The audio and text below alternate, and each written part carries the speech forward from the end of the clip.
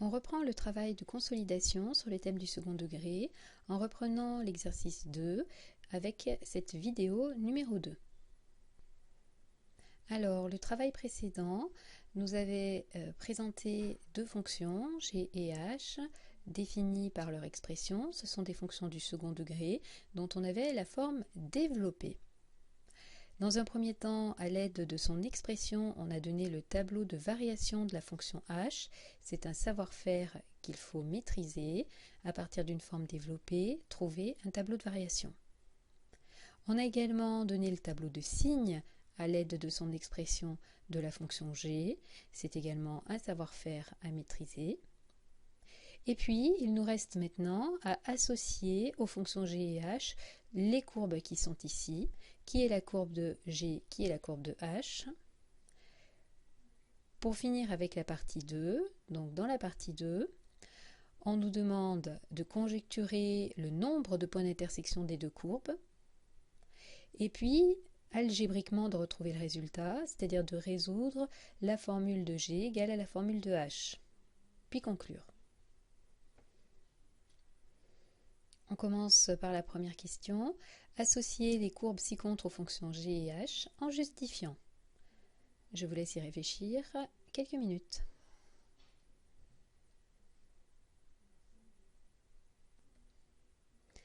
Alors, il ne s'agit pas dans cette question de recommencer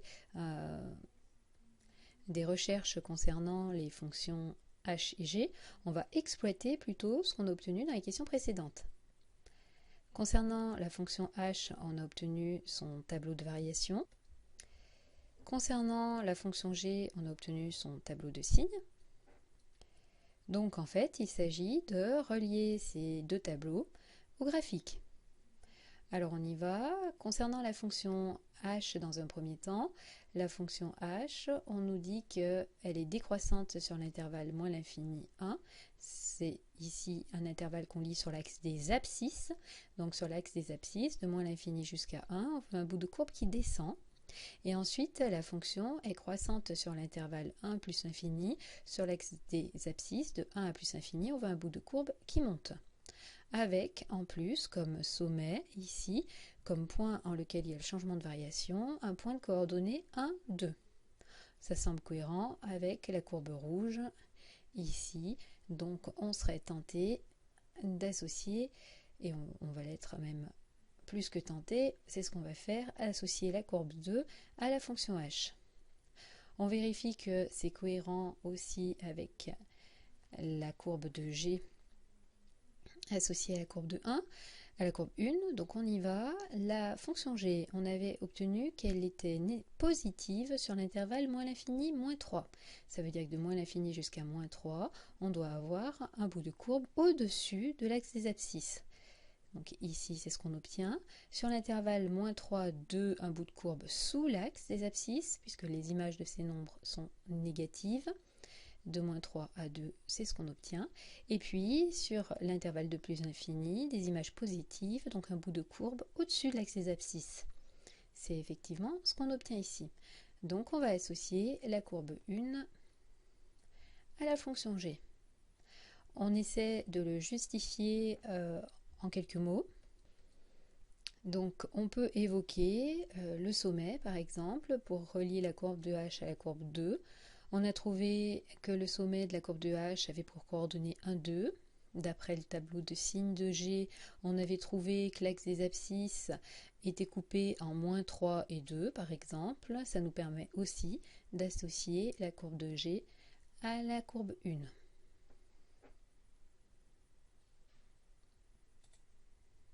On passe à la question suivante. D'après le graphique, à votre avis, quel est le nombre de points d'intersection des courbes CG et CH? Alors, si on doit donner notre avis, je vous rappelle que par graphique, de toute façon, on peut donner que des impressions, on n'est jamais sûr de nous. Bon, combien de points d'intersection? On n'en voit qu'un seul, hein. Il nous semble qu'elle se coupe ici en 2, quelque chose. Il nous semble qu'il y a un seul point d'intersection. Il semble que les deux courbes se coupent en un seul point d'abscisse environ 2,3. Allez, on va essayer de résoudre algébriquement cette équation. On nous demande de résoudre 4x au carré plus 4x moins 24 égale à 3x au carré moins 6x plus 5. C'est-à-dire, on nous demande de résoudre la formule de G égale à la formule de H. Je vous laisse essayer dans un premier temps seul de faire cette résolution.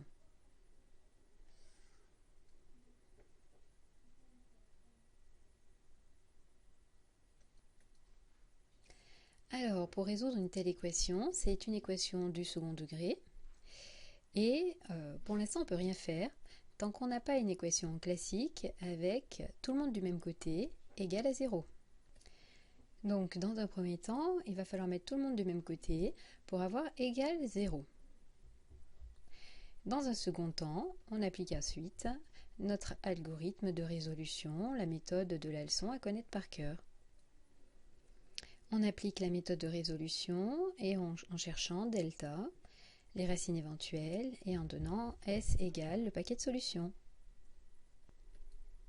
Donc quand on passe tous les termes du même côté, soit on rassemble tout le monde à droite, soit on rassemble tout le monde à gauche, comme on veut. On n'oublie pas donc de changer les signes, c'est moins 3x au carré plus 6x moins 5 qui va être égal à 0. On rassemble les termes de même famille, donc des x au carré, il nous en reste un seul. On écrit 1x au carré ou x au carré tout seul. Dx, on en a 4 plus 6, on en a 10. Et des termes, on en a moins 24, moins 5, ça nous en fait moins 29. Des termes constants.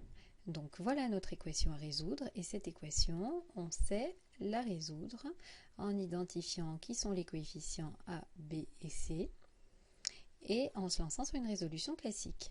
Ceux qui avaient échoué jusqu'ici peuvent essayer de finir la résolution.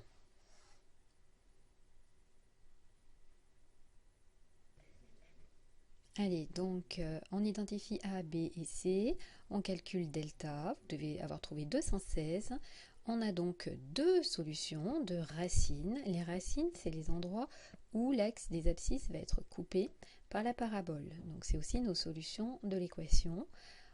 On doit trouver la première environ égale à moins 12,3, la deuxième environ égale à 2,3. Nos solutions sont les deux nombres qu'on a trouvés. On nous demande de conclure. Alors conclure, pour faire le lien avec la première question. La première question nous parlait de l'intersection de ces deux courbes. Alors, il faut faire un petit lien entre l'équation qu'on vient de résoudre et l'interprétation graphique. Qu'avons-nous résolu? Et comment le traduire?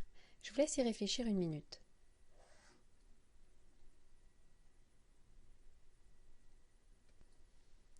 Alors, on a résolu l'équation 4x au carré plus 4x moins 24 égale à 3x au carré moins 6x plus 5.